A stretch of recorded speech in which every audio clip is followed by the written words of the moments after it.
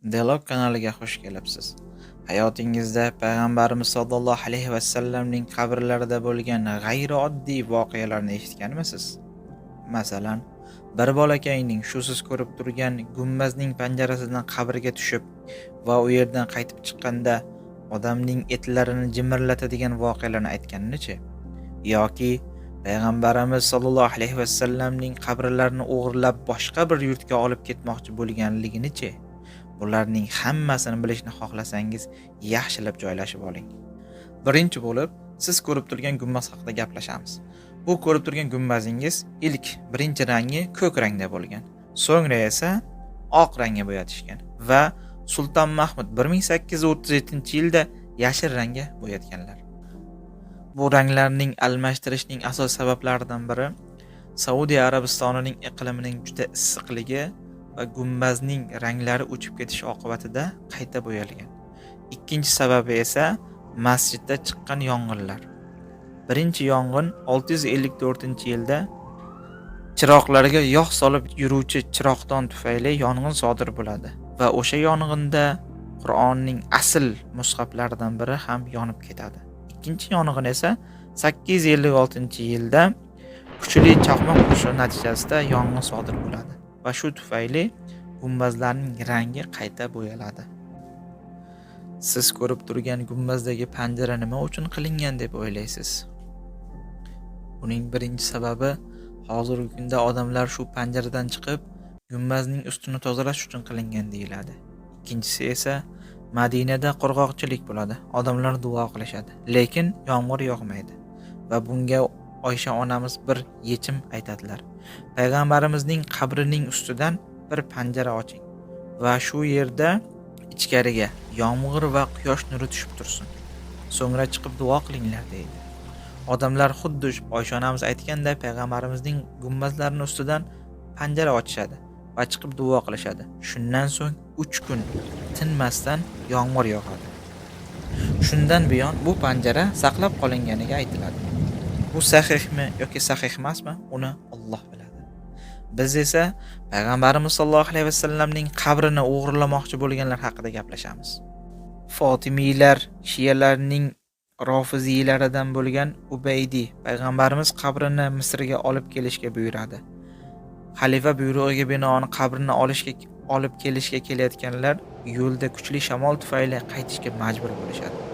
Ikkinchi marta xuddi yana o'sha Ubaydi yana shu ishni qilmoqchi bo'ladi.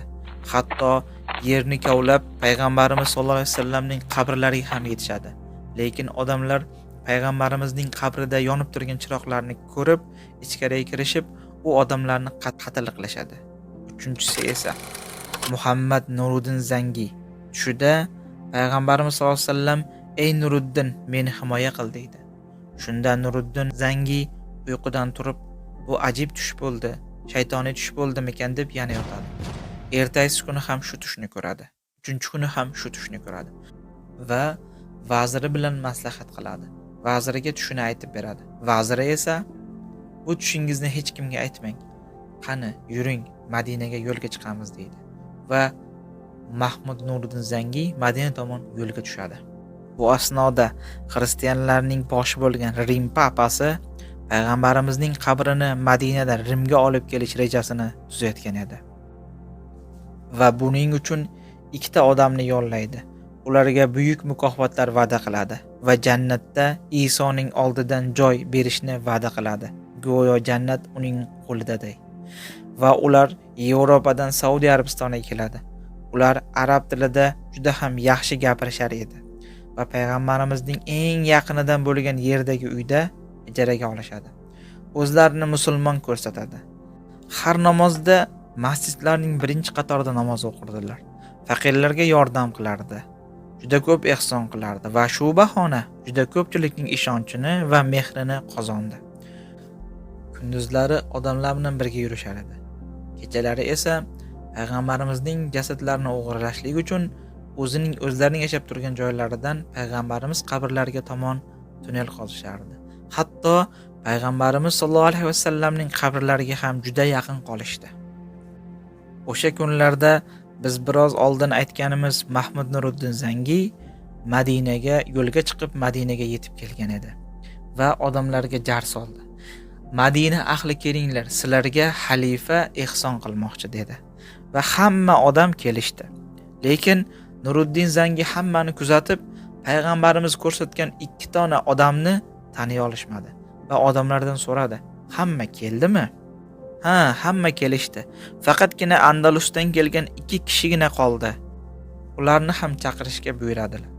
Ular kelganda payg'ambarimiz tushida ko'rsatgan 2 kishi ekanligini ko'radi va ularni uyini tintishga buyuradi va uyidan payg'ambarimiz qabriga tomon kovlangan tunnelni topishadi va ular nimaga kelganligini aytishadi. Ular shunday deydi: "Biz sizlarning payg'ambaringizning qabrini olib Rimga olib ketish uchun kelganligini, hatto payg'ambarning qabriga yaqin qolganligini ham aytadi.